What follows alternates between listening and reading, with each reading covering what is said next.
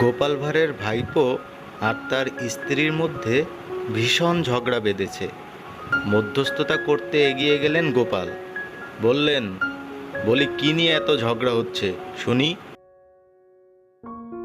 গোপালের ভাইপো বলল, দেখুন তো কাকা, আমি আগামী বছর একটা দুধের গাই কিনবো বলেছি, আর আমার স্ত্রী বলছে সে নাকি গায়ের দুধ দিয়ে পায়েস রাঁধবে।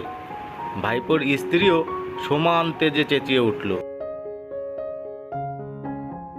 দুহাত তুলে দুজনকে থামতে ইঙ্গিত করে বললেন গোপাল, আস্তে আস্তে, গাধা নাকি তোরা?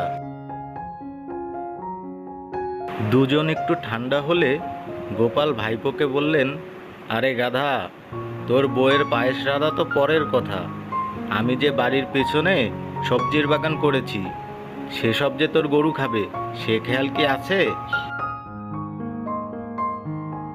বন্ধুরা, ভিডিওটি যদি আপনাদের ভালো লেগে থাকে অবশ্যই লাইক, কমেন্ট এবং শেয়ার করতে ভুলবেন না। ধন্যবাদ।